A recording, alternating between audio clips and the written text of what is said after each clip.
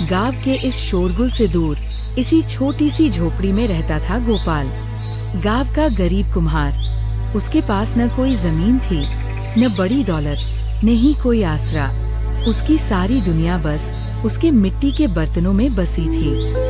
दिन रात चाक घुमाकर वो मिट्टी से उम्मीदें गढ़ता और फिर उन्हीं उम्मीदों से अपनी बेटी का भविष्य संवारने के सपने देखता। उसकी दौलत, उसकी खुशियाँ और उसका सब कुछ थी उसकी नन्ही सी बेटी गुड़िया।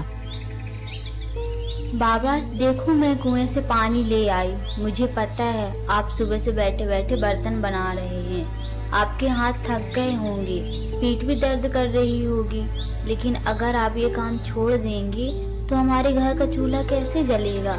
इसलिए मैंने सोचा क्यों ना मैं भी थोड़ी मदद करूं। मुझे चाक पर बैठने दीजिए ना बाबा।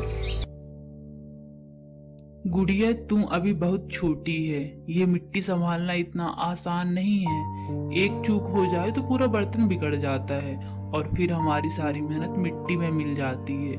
लेकिन जब तू मेरे पास आकर ये बातें कहती है तो लगता है मैं अकेला नहीं हूँ। तेरी छोटी छोटी बात भी मुझे नया हौसला देती है बेटी।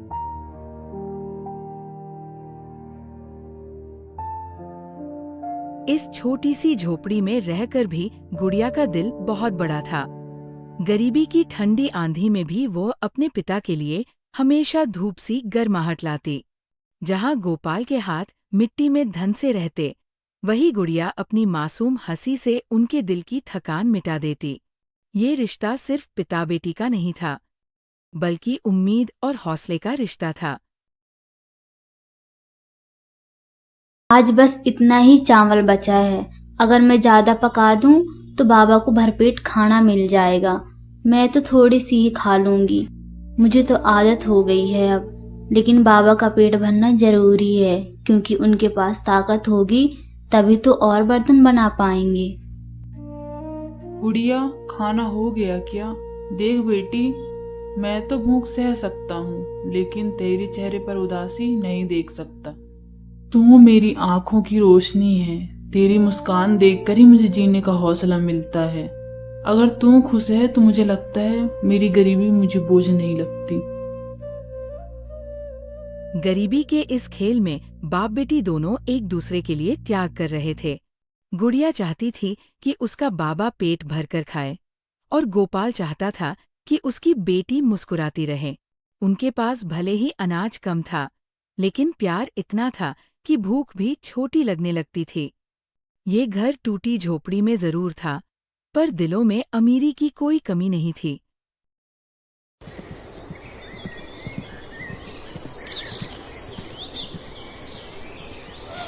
ये मिट्टी के बर्तन अब कौन खरीदेगा? लोग तो अब शहर जाकर चमचमाते पीतल और स्टील के बर्तन लाते हैं। तेरे ये घड़े दिए अब किसी काम के नहीं हैं। बेचारे, तू क्यों अपना समय इन मिट्टी के बर्तनों में बर्बाद कर रहा है? हाँ हाँ, सही कहते हो भाई। मिट्टी के बर्तन जल्दी टूट जाते हैं, पानी रिसने लगता है। अब जब स्टील और प्लास्टिक हर घर में पहुंच चुका है तो कौन इन पुरानी चीजों पर पैसे बर्बाद करेगा। कुम्हार, तुझे और कोई काम तलाश लेना चाहिए। तेरी ये बर्तन अब सिर्फ बोझ हैं, कोई खरीदार नहीं है इसका। बहन जी, मैं जानता हूँ वक्त बदल गया है, लेकिन मेरी रोजी रोटी तो इस मिट्टी से जुड़ी हुई है। ये बर्तन सिर्फ मेरे हाथों का काम नहीं, बल्कि मेरी इज्जत है। अगर आप लोग इन्हें नहीं खरीदेंगे तो मेरे घर का चूल्हा कैसे जलेगा? मेरी बेटी की भूख कैसे मिटेगी? बाबा, इनकी बातों से हिम्मत मत हारो। आज ये लोग हंस रहे हैं, लेकिन एक दिन यही लोग आपके बनाए बर्तन खरीदने पर मजबूर होंगे। मैंने आपसे हमेशा सीखा है कि मेहनत करने वाला कभी नहीं हारता। हमारी मिट्टी की खुशबू इन धातु के बर्तन से कहीं ज्यादा कीमती है।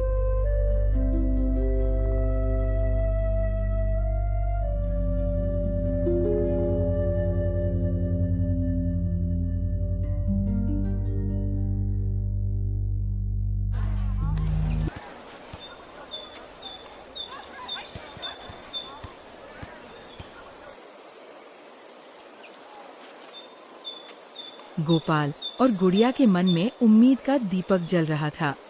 लेकिन बाजार का सच उम्मीद से कहीं ज्यादा कठोर होता है। पहला ग्राहक आता है। बाबा देखो, हर तरफ लोग ही लोग हैं। जैसे ही कोई हमारे बर्तन देखेगा जरूर खरीदेगा।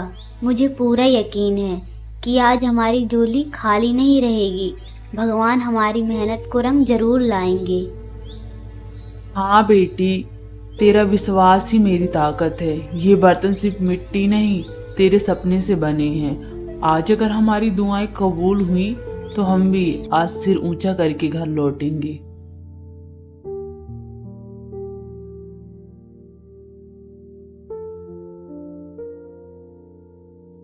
मिट्टी के बर्तन? अरे भैया, ये अब किस काम की? हर घर स्टील और प्लास्टिक से भरा पड़ा है। ये 2 दिन भी नहीं टिकेंगे। कौन ऐसे पुराने जमाने की चीज खरीदेगा आजकल?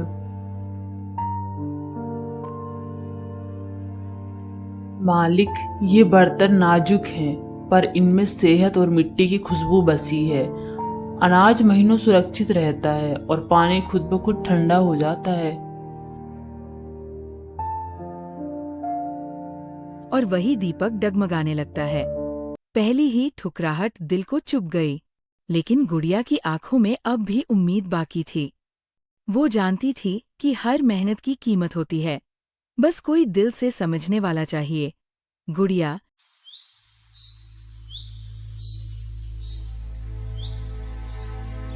बिटिया, बहुत प्यारे हैं तेरे दिए बनाए, लेकिन अब लोग घर बिजली की बत्तियों से सजाते हैं। ये छोटे मिट्टी के दिए किस काम के आएंगे? बस खेलने की चीज है, रोशनी की नहीं। माँ जी, ये दिए सिर्फ मिट्टी नहीं है, इनकी लौ में त्योहारों की गर्माहट होती है। ये घर को रोशन नहीं, दिलों को जोड़ते हैं। अगर चाहो तो एक बार इन्हें जलाकर देखो।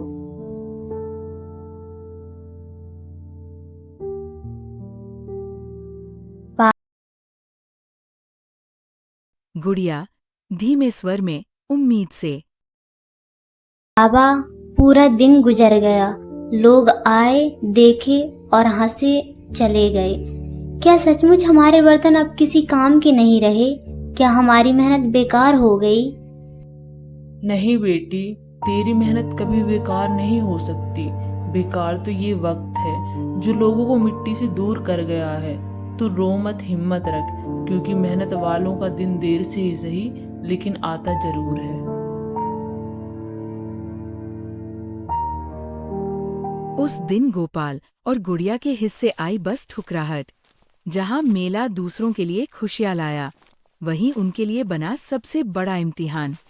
लेकिन उनकी आंखों में अब भी उम्मीद की एक चिंगारी थी, क्योंकि असली जीत सामान बिकने से नहीं, बल्कि हिम्मत से मिलती है। और यही हिम्मत उन्हें आने वाले तूफान के लिए तैयार कर रही थी।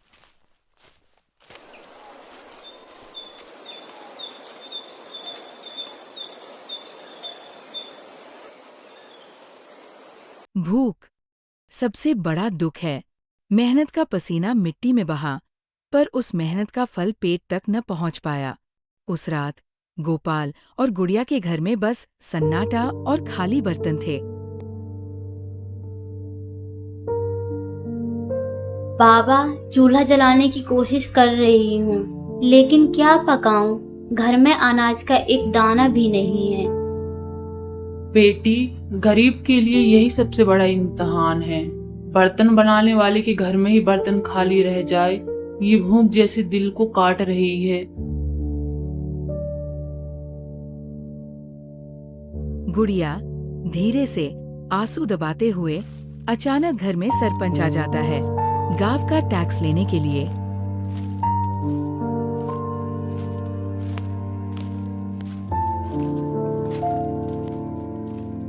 अरे गोपाल, गांव का टैक्स कब देगा?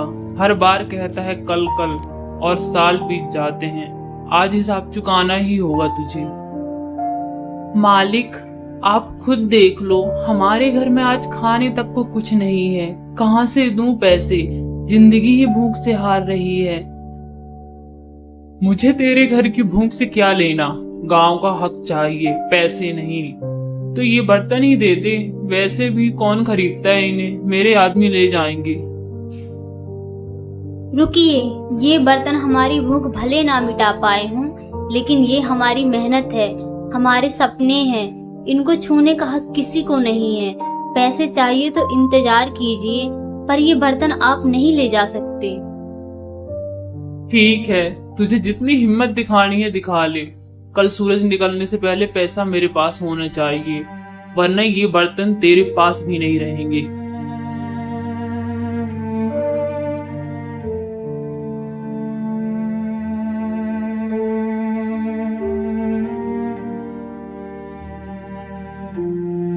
गुड़िया चौंककर बाबा की तरफ देखती है।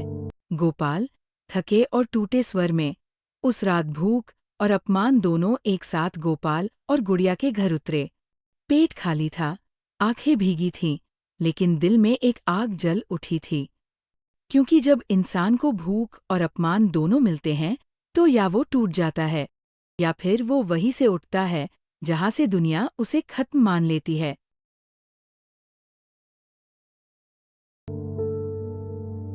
बाबा, अब और इंतजार नहीं कर सकते। सरपंच ने जो धमकी दी है वो कल ही आ जाएगा। अगर आज कुछ ना किया तो हमारे पास ना बर्तन बचेंगे और ना इज्जत। लेकिन बेटी, गांव में तो सब हंसते हैं हमारे बर्तनों पर, कहते हैं कुम्हार का काम खत्म हो गया है। यहाँ कौन खरीदेगा? अगर गांव ने ठुकरा दिया तो क्या हम हार मान ले? बाबा, मेहनत कभी बेकार नहीं जाती, बस उसे सही जगह ले जाना पड़ता है। गांव ने अगर पीठ दिखाई तो हम शहर जाएंगे, वहाँ लोग हमारी मेहनत समझेंगे। गुड़िया, मैं तो सोचता था तू अभी बच्ची है, लेकिन आज तू मुझे माँ जैसी लग रही है। तेरे हौसले ने मेरे दिल को फिर से जगा दिया। बाबा, अगर हम दोनों साथ हैं तो कोई मुश्किल हमें रोक नहीं सकती।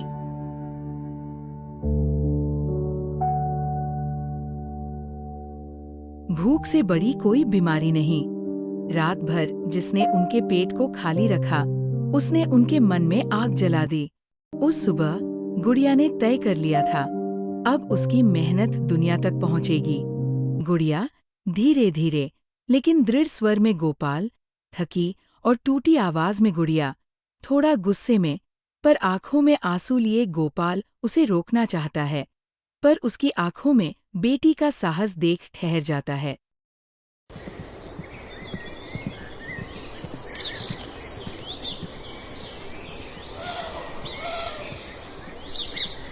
उस सुबह पिता बेटी दोनों चल दिए अपने रास्ते पर। पैर नंगे थे, रास्ता ऊबड़ खाबड़ था, लेकिन दिल में उम्मीद थी। गांव की गलियों से निकलते समय लोग फिर हंसे, ताने मारे, कौन खरीदेगा इन बेकार बर्तनों को? पर गुड़िया की चाल धीमी नहीं हुई। धूप तप रही है, धूल उड़ रही है, गोपाल बार बार रुक जाता है, लेकिन उसकी बेटी हार नहीं मानती। शहर का पहला नजर भीड़ भाड़ वाली सड़कें, दुकानों की चमक, लोगों की आवाज। गुड़िया ठहर कर मुस्कुराती है। गोपाल की आंखों में भी चमक लौट आती है। कभी मेहनत की थकान उम्मीद की एक झलक से मिट जाती है। शहर की भीड़ उनके लिए नई थी, पर वहां भीड़ उनकी मेहनत का असली इम्तिहान बनने वाली थी।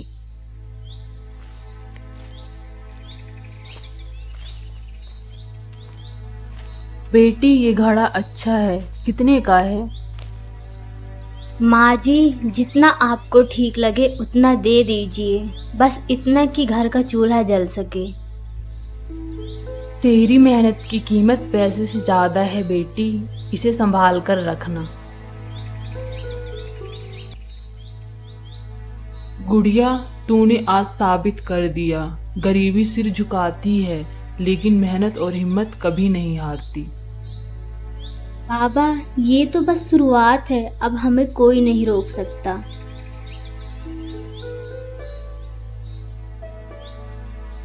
लोग पास से गुजरते हैं, देखते हैं, कुछ रुकते हैं, कुछ आगे बढ़ जाते हैं। गुड़िया हर आने वाले को उम्मीद भरी नजरों से देखती है। गुड़िया हाथ जोड़कर विनम्र स्वर में गोपाल की आंखें भीग जाती है। ग्राहकों की भीड़, धीरे धीरे लोग जुड़ने लगते हैं। कोई कुल्हड़ खरीदता है, कोई दिए, कोई सुराही, बर्तन एक एक करके बिकने लगते हैं। गुड़िया की थकान खुशी में बदल जाती है। गोपाल आश्चर्य और गर्व से अपनी बेटी को देखता है। उस दिन गुड़िया ने सिर्फ बर्तन नहीं बेचे, उसने अपने पिता का टूटा हुआ विश्वास भी जोड़ दिया। शहर की मंडी में उनकी मेहनत की गूंज सुनाई दी। भूख की जंजीरें ढीली हुईं। लेकिन असली जंग अभी बाकी थी, क्योंकि गांव का सरपंच अपनी धमकी पूरी करने वाला था और अब उसे गुड़िया और गोपाल की नई ताकत का सामना करना था। पहली कमाई, पहली जीत। पर सरपंच की परछाई अभी भी पीछा कर रही है।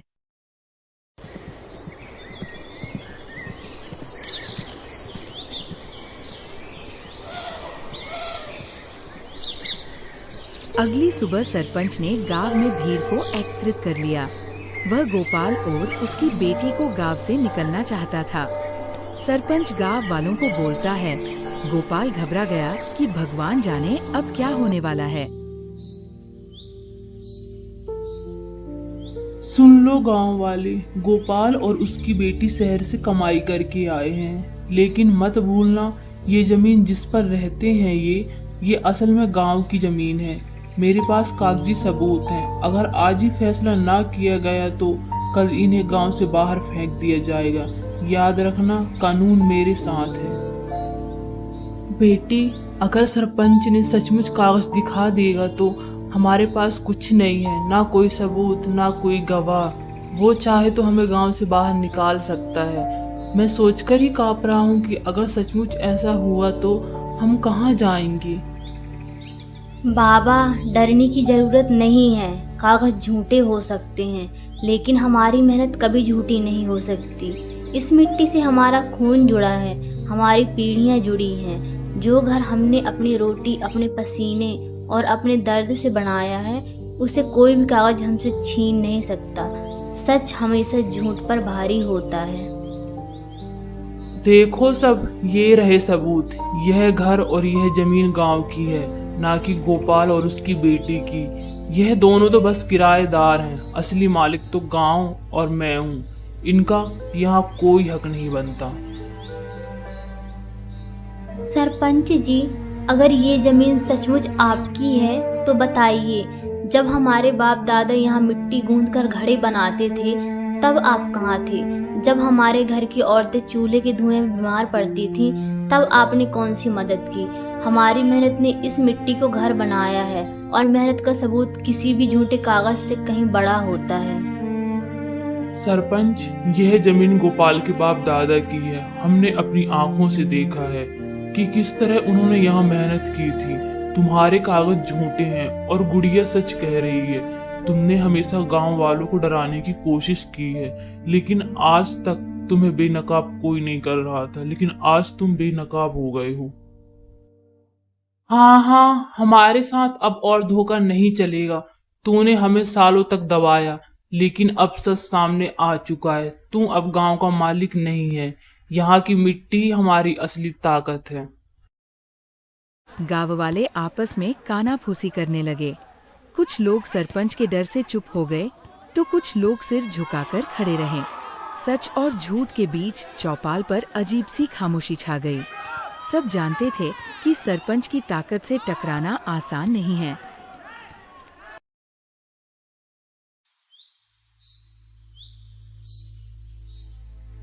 बेटी, आज तूने ना सिर्फ मेरी इज्जत बचाई, बल्कि इस मिट्टी का सिर ऊंचा कर दिया।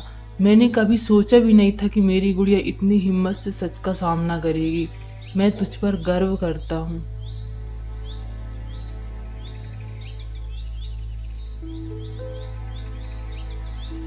उस दिन चौपाल पर पहली बार डर नहीं, बल्कि सच्चाई की जीत गूंजी। गांव वाले जो बरसों से चुप थे, उनके दिलों में नई हिम्मत जागी। सबने महसूस किया कि एक बेटी का साहस पूरे गांव की ताकत बन सकता है।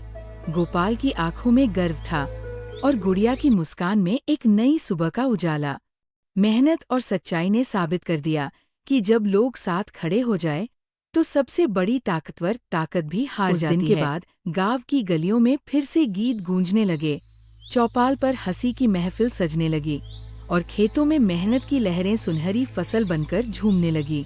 गोपाल और गुड़िया का घर अब सिर्फ एक कच्चा मकान नहीं था, बल्कि खुशियों का आंगन बन गया। और इस तरह दोनों ने अपने जीवन को हंसी खुशी बिताना शुरू किया, जहां हर दिन एक नई सुबह और हर रात सुकून भरे सपनों से भरी हुई थी।